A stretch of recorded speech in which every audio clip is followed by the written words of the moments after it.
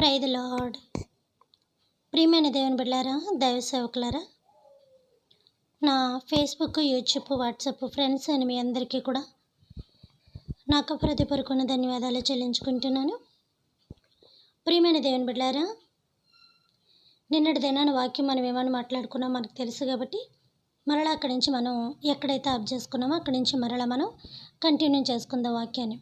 కాబట్టి ప్రియమైన దేవుని బిడ్డలారా, ఆ యొక్క ప్రదేశంలో, ఆ యొక్క అద్భుతకరమైన ప్లేసులో, ఆ యొక్క కార్యక్రమాలు జరిగిన చోట యేసు ప్రభువారు ఉన్నారని నేను అనలేదు. ఆ కార్యక్రమాలు జరిగిన చోట తర్వాత యేసు ప్రభువారు కూర్చున్నారు అని చెప్పడం జరిగింది. అంతే తప్ప కార్యక్రమాలు అయిన తర్వాత యేసు ప్రభువారు గారు కూర్చున్న తర్వాత ఈ యొక్క భక్తుల యొక్క చరిత్ర అక్కడ కొంత చరిత్ర అక్కడ ఒక అద్భుతాలను సృష్టించారు, అద్భుతాలు దేవుడు అక్కడ చేశాడు అన్న విషయాన్ని మనం మాట్లాడుకోవడం జరిగింది. నిన్నటిదాకా ఇలా అయితే మనం దేవుని యొక్క విషయంలో, వాక్యంలో ఇలా ముందుకెళ్ళడం జరిగింది. కాబట్టి ప్రియమైన దేవుని బిడ్డలారా, అక్కడ నుంచి మనం గనక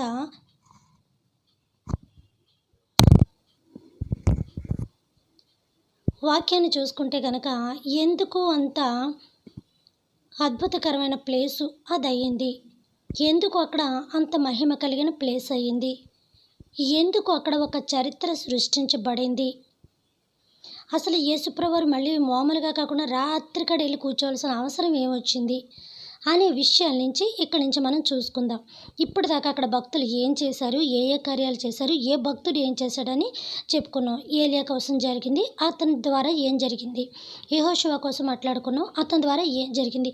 గిద్యోన్ కోసం మాట్లాడుకున్నాం, అతని ద్వారా ఏం జరిగింది. ఇలాగ ఒక ముగ్గురు వ్యక్తులను నేను మీ ముందుకు తీసుకురావడం అనేది జరిగింది. వాళ్ళు అక్కడ ఏ కార్యక్రమాలు చేశారన్నది చెప్పడం జరిగింది. యేసుప్రభువారు కూర్చున్న చోటకి బేతనియా అది బేతనియా అంటే లాజరు మరియు ఉన్నవారు బేతనియా కాదు, ఇది కూడా బేతనియా అయింది. తర్వాత ఎరుకో కూడా కొంచెం దగ్గరగా ఉందని చెప్పాం. ఇప్పటిదాకా ఒక అంశం అయితే మనకు పూర్తయింది. అంటే ఒక విధమైన అంశం అంతా పూర్తయింది. అంటే ఒక విధంగా ఈ యొక్క సబ్జెక్ట్ని రెండు భాగాల కింద మనం తీసుకుంటే కనుక ఒక భాగం అయితే ఇప్పటికి పూర్తయింది. ఇంకా అక్కడ చేసిన వారు చాలామంది ఉన్నారు. మనకు బైబిల్ చదవగా ఆ యొక్క విషయాలు మనకి ఎదురుపడడం జరుగుతూ ఉంటాయి. కాబట్టి ఆ ప్లేస్ని అలా గుర్తుపెట్టుకోండి, అక్కడ కార్యాలు చేశారని గుర్తుపెట్టుకోండి. ఆ యొక్క అంచనాకు మీరు వచ్చేయాలి. మీరు బైబిల్ చదివినప్పుడు అన్నాను కాబట్టి ఆ అంచనా ఏంటి, అక్కడ ఆ ప్లేస్ అని మేము ఎలా గుర్తుపట్టాలి, ఆ ప్లేస్ అని మాకు ఎలా తెలుసు అనే డౌట్ మీకు రాకపోయినప్పటికీ, ఒకవేళ ముందు విన్నప్పటికీ రాదు అని నేను అనను, వస్తుంది. డౌట్ వస్తేనే చాలా మంచిది. విషయం ఏంటంటే ప్రియమైన దేవుని బిడ్డలారా, ఆ యొక్క డౌట్లోని ఇంకా అద్భుతాలు బయటపడుతూ ఉంటాయి, నిజాలు కూడా బయటపడుతూ ఉంటాయి. ఒక డౌట్ని ఎక్కువగా మనం దాన్ని తరికి చూస్తే కనుక నిజాలు కూడా 1-2 కూడా బయటపడవచ్చు. కాబట్టి ప్రియమైన దేవుని బిడ్డలారా, ఈ యొక్క రీతిలో మనము దేవుని యొక్క వాక్యాన్ని చెప్పుకుంటున్నప్పుడు కానీ మాట్లాడుకుంటున్నప్పుడు కానీ కొంచెం ఎక్కువగా మనం ఆలోచన చేయాలన్నమాట. దేవుని విషయంలో ఆలోచన చేస్తే అప్పుడు కొన్ని రహస్యాలు కూడా ఏంటనేది మనకు బయటపడుతూ ఉంటాయి. ఆ రహస్యాలు ఎక్కడున్నాయి, ఎలా ఉన్నాయి, బైబిల్లో ఎంతవరకు ఉన్నాయి అనేది మనకి తెలుస్తూ ఉంటుంది. ఇప్పుడు విషయం ఏంటంటే ఇక మనం సబ్జెక్ట్లోకి వెళ్ళిపోదాం. అక్కడ మొట్టమొదటగా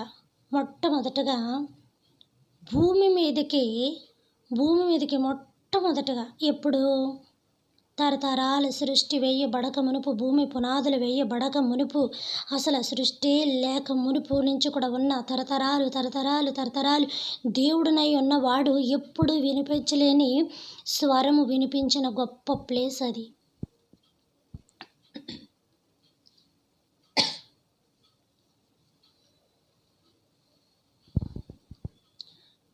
దేవుడైన తండ్రి తన యొక్క అద్భుతకరమైన, మాధుర్యమైన, భయంకరమైన తన స్వరాన్ని వినిపించిన ప్లేస్ అది.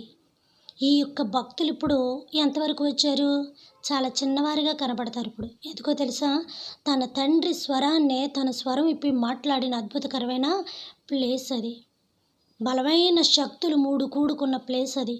బలమైన శక్తులు 3 దిగిన ప్లేస్ అది. ఇప్పుడు అక్కడ అద్భుతాలు జరగడం పెద్ద ఆశ్చర్యం ఏమున్నది, ఆ యొక్క భక్తుల చేత కార్యం చేయించుకోవడం ఆశ్చర్యం ఏమున్నది.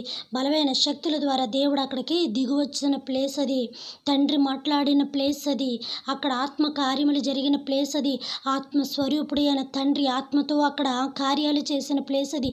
ఆ ప్లేసు అంత అద్భుతకరమైన ప్లేస్ అది. ఆ ప్లేస్ని దేవుడు ఎన్నుకున్న ప్లేస్ అది. కాబట్టి తన కుమారుడైన యేసుక్రీస్తు ప్రభువారు అక్కడికి వచ్చి ఆసనుడైతూ ఉండేవాడు, అక్కడికి వచ్చి కూర్చుంటూ ఉండేవాడు. అవన్నీ కూడా జరిగిన చరిత్రను గుర్తు చేసుకుంటూ ఆనందపడుతూ నేనేం చేయాలి, ఎలా చేయాలని కూడా ప్రతి క్షణము కూడా ఆయన గుర్తు తెచ్చుకుంటూ తనకు తను జాగ్రత్త కలుగుతూ తనకు తను ఈ యొక్క కార్యక్రమాన్ని నేను ఎలా కొనసాగించాలి, నా మరణ దినాలు నేను ఎలాగా జయించాలి, మరి ప్రజలలో నేను సువార్త ఎలా తీసుకెళ్ళాలి, నా తండ్రి నా మీద పెట్టిన భారాన్ని నేను ఏం చేయాలని ఇలాగ అనేకమైన ఆలోచన కలిగి ఇంతటి మహాభక్తులైన కార్యాలు చేశారే.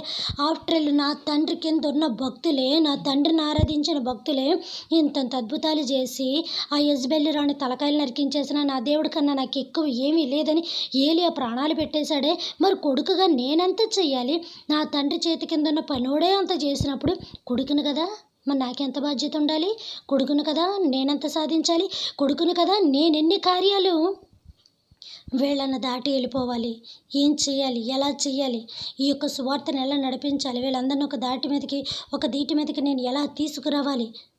ట్రైన్ ఒకటే పట్టాల మీద వెళ్ళినట్టుగా వీళ్ళందరూ మనసు చంచలం అయిపోకూడనట్లుగా వాళ్ళందరి మనసు కూడా దేవుడి మీద నిలిపి ఉండేలా ఈ మనుషులను నేను ఎలా నడిపించాలని అనుక్షణం కూడా తనలో తాను తప్పించుకుపోతున్నాడు దేవుడు. తనలో తాను గుర్తు చేసుకొని రోధిస్తున్న ప్లేస్ అది. ఆయన తనలో తాను వేదన కలుగుతూ ఏం చేయాలి, సువార్త భారాన్ని ఎలా తీసుకెళ్ళాలి, క్రీస్తుని నేను ఎలా ప్రకటించాలి, నన్ను నేను ఎలా ప్రకటించుకోవాలి, నన్ను తండ్రి పంపించారని వీళ్ళని నేను ఎలా నమ్మించగలను అని ఆయన అనేకమని గుర్తు చేసుకున్నా. ఒకటి కాదు, రెండు కాదు. అందుకే చూడండి, నేను చాలాసార్లు చెప్తున్నాను, మత్తయి సువార్త మొదలుకొని ప్రకటన దాకా నేను తండ్రి పంపిస్తే వచ్చాను, నా అంతటా నేను రాలేదు, నా అంతటా నేను ఏ కార్యాలు చేయలేదు, నాలో తండ్రి ఉండబట్టి నేను చేస్తున్నానని. ఒకటా రెండా ఇవి మీకు తెలీదా? మీ దైవజనులు చెప్పట్లేదా? ఎన్ని చెప్పుంటారు మీ దైవజనులు మీకు ఇవన్నీ కూడా? మీరు ఎప్పుడన్నా వాళ్ళ మాటలు వింటే కదా మళ్ళీ మొదలెట్టారా మీరు తిట్లు అని అనుకోవచ్చు. ప్రియమైన దేవుని బిడ్డలారా, దైవజనులని మీ దైవజనులని మేమవని ఎవరైనప్పటికీ కూడా దైవజనుడు అనేవాడు శిక్షించడానికి, నేను గద్దించడానికి నేను సమర్థుడైనాడు. నేను మిమ్మల్ని ఏమి అంటలేదమ్మా. విషయం ఏంటంటే దైవజనులు వాక్యం చెప్పినప్పుడు వినకపోయినా ఆ యొక్క మనస్సు, మరి ముఖ్యంగా మనస్సు నిలపకపోతే దైవజనుల వాక్యం మీద ఎక్కడైనా ఒకవేళ ఛానల్ చూస్తున్నావు ఏదన్నాను అప్పుడైనా మనసు పెట్టి విను, లేకపోతే పక్కన పెట్టి. ఎన్నోసార్లు చెప్తున్నాను, బుడబుడ భక్తి, బడాయి భక్తి మనకొద్దు. దేవుడే తండ్రికి జడిసినప్పుడు ఒక మానవులము, మనము దేవునికి ఏమి ఇవ్వలేం. ఎన్నోసార్లు చెప్తున్నాడు, వస్త్రం ఇవ్వగలమా, ఆయనకు కావాలా, ఆహారం పెట్టగలమా, ఆయనకు కావాలా. నీవు ఆహారం పెడితే బాగా పేదవాళ్ళకు పెట్టు, మళ్ళీ వాళ్ళు నీకు తిరిగి పెట్టలేని పేదవాడికి పెట్టాలి సుమా. నువ్వు వస్త్రం పెడితే పేదవాళ్ళకి పెట్టు, మళ్ళీ వాడు తిరిగి నీకు వస్త్రం పెట్టకూడదు సుమా. నీవు ఏదన్నా మనీ గనుక ఇస్తే వాడు మళ్ళీ నీకు రుణపడాలి తప్ప రూపాయి నేను అలాగే ఇవ్వాలి, ఇచ్చేస్తాను, నాకేం అక్కర్లేదని పొగరబోతోడికి పెట్టక, నువ్వు దెబ్బకి దెబ్బ తీర్చుకుని వాడి దగ్గరికి వెళ్ళక, కన్నుకు కన్ను పన్నుకు పన్ను అన్నాడు వాడి దగ్గరికి నువ్వు వెళ్ళక అలాంటి పెడతా. ఇదే కదా నాకు నిజమైన ఉపవాసము, ఇదే కదా నీవు నా ఆకలి తీర్చినది, ఇదే కదా నీవు నాకు వస్త్రం ఇచ్చితివి అని. చెరసాలలో ఉన్నప్పుడు నీవు నన్ను దర్శించితివి, ఆకలి కొనినప్పుడు నీవు నాకు ఆహారము పెట్టితివి. ఎన్నున్నాయి అక్కడ పదాలు. నేను మీకు ఆహారం పెట్టానా నాయనా, నేను మిమ్మల్ని పలకరించానా, బాగులేనప్పుడు పరిచర్య చేశాను. ఇదంతా ఇప్పుడు ఇదిగో మీలో అల్పుడైన ఒకడికి చేసిన ప్రతిదీ కూడా నా శరీరానికి, నా మనసుకి తృప్తిపరిచింది. వాళ్ళ ఒంటి మీద కప్పిన వస్త్రం నా ఒంటి మీద కప్పినట్టుంది, వాళ్ళ కడుపు నింపితే నా కడుపు నిండినట్టుంది, వాళ్ళ రూపాయి ఇచ్చి సంతోషపడితే వాళ్ళ హృదయం సంతోషపడగానే నేను ఇక్కడ ఆనందంతో గంతులు వేస్తున్నాను. భేదవాడు కప్పించేవాడు యెహోవా కప్పించేవాడంట. దేవుడు కప్పు ఎవరైనా ఇవ్వగలరా? బంగారాలు ఆయన, కొండలు ఆయన, వెండి బంగారం. ఆ వెండి బంగారాలు ఏంటి అసలు దేంతో పోల్చగలం? ఏమీ పోల్చడానికి లేక మనం ఎలాంటి ఇహలోకంలో పెట్టేసుకున్నాం. ఒక దేవుడే అంత తగ్గించుకొని మాట్లాడుతున్నప్పుడు, ఒక దేవుడే తండ్రికి కుమారుడై ఉన్నానన్నప్పుడు, మనం దేవుడు కూడా యేసుప్రభువు వారు కూడా బిడ్డలమై ఉన్నాం కదా. నేను తండ్రికి కుమారుడిని అని చెప్తున్నాడు. నేను దేవుడిని అని చెప్పలేదు. దేవుడిని అనే పదం ఎప్పుడో కొన్నిసార్లు వాడబడింది. అది ఎలాగా దేవుని కుమారుడు, అది చాలా తక్కువగా కనిపిస్తాయి. నేను అవి కూడా ఇస్తూ ఉంటాను. నేను చెప్తున్నాను, మోషే లాంటి ఒక ప్రవక్తను నేను మీ ముద్దుకి పెడతానని దేవుడు చెప్తున్నాడు. యేసుప్రభువారు మనకి సహోదరుడై ఉన్నాడని కూడా చెప్పాను. యేసుప్రభువారు మనకు ఒక ప్రవక్త అయి ఉన్నారని చెప్పాను. యేసుప్రభువారు మనకు ఒక చెప్పాను ఏమని చెప్పాను, తండ్రి రాజ్యం చేస్తున్నప్పుడు, రాజ్య పరిపాలన చేస్తున్నప్పుడు తండ్రి చనిపోయిన తర్వాత బాధ్యతలు ఎవరికి వస్తాయి? కొడుకు వస్తాయి. అప్పుడు ఏమని చెప్పాను, పెద్దరాజు చిన్నరాజు అని అనరు, రాజుగారు అంటారు అని. అంటే ఆయన్ని కూడా మనం ఏమంటాం? దేవుడనే అంటాం. కాబట్టి ప్రియమైన దేవుని బిడ్డలారా, అక్కడ మొట్టమొదటిగా మహోన్నతుడైన దేవుడు, తరతరాల నుంచి ఉన్న దేవుడు, యుగయుగాల నుంచి ఉండి పరిపాలన చేస్తున్న మహోన్నతుడైన, ఇక ఆయన్ని ఏ పేరు పెట్టి సంబోధించాలో నాకు తెలియట్లేదు. అటువంటి పరిశుద్ధుడికే పరిశుద్ధుడైన ఆయన గొప్ప స్వరము వినిపించిన అద్భుతకరమైన ప్లేస్ అది. బలమైన 3 శక్తులు కలుసుకున్న ప్లేస్ అది. శక్తులు అంటే దయ్యాలు భూతాలు అన్నది సుమా, దేవుని శక్తికి మించింది ఇంకోటి ఏదీ లేదు. అక్కడ శక్తి అనే పేరు వచ్చింది కదా. పెద్దలు అంటారు దైవ శక్తి ఏదో ఉంది, దయ్యపు శక్తి ఏదో ఉందని. ఏ దయ్యాన్ని ఏమైనా తక్కువ తీసేయగలమా? దెబ్బగా నుంచింది దేవుడు ముందు, దెబ్బగా మాట్లాడింది దేవుడు ముందు. అంటే ఎంత శక్తి సామర్థ్యములు కలిగిందో చూడండి. దాని యొక్క శక్తి సామర్థ్యముల ముందు ఎవడు సరిపోతారు?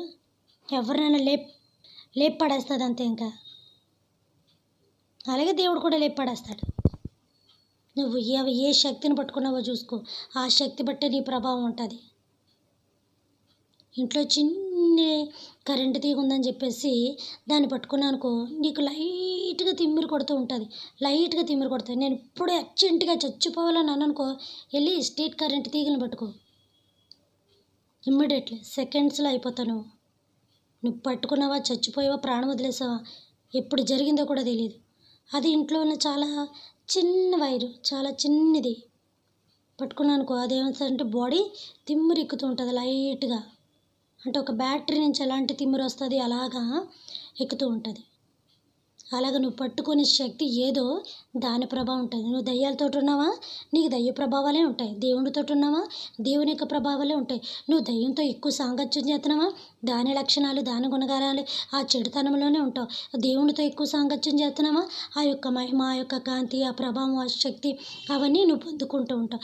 నువ్వు దేవునితో ఉండబట్టే నీకు శ్రమలు శోధనలు ఎక్కువగా ఏర్పడతాయి. అలాగే నువ్వు వచ్చిన వాళ్ళందరూ, శ్రమలు శోధనలు వచ్చిన వాళ్ళందరూ కూడా దేవుని పట్టేసుకున్నారని కాదు, శ్రమలు శోధనలు వచ్చిన వాళ్ళందరూ కూడా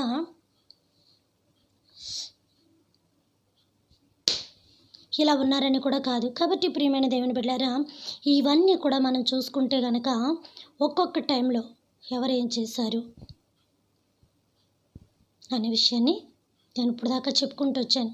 బలమైన శక్తులు 3 కలిసిన ప్లేస్ ఏంటి? ఆ శక్తులు అనగా ఒకటి చెప్పేశాను, తరతరాల నుంచి యుగాల నుంచి ఉన్న ఎవరికి తెలియబడకుండా దాగి ఉన్న మహోన్నతుని యొక్క స్వరము వినబడిన ప్లేస్ అది. అద్భుతకరమైన ప్లేస్ అది. మహోన్నతుడైన తండ్రి మొట్టమొదటిగా తన స్వరము విప్పి మాట్లాడిన అద్భుతకరమైన ప్లేస్ అది. ఉన్న 2 శక్తులు ఏంటి? ఉన్న పరిశుద్ధ కార్యక్రమాలు ఏం జరిగాయి అక్కడ? అసలు ఆ యొక్క దేవుని యొక్క ఆత్మలు అక్కడికి ఎందుకు దిగి వచ్చాయి? ఆత్మలు అంటే దేవుడు ఆత్మే. దేవుడు ఎన్ని ఆత్మలు కావాలని ఇస్తాడు, ఎన్ని ఆత్మలని ఇస్తాడా అని మీరు ఎటకారంగా అనద్దు.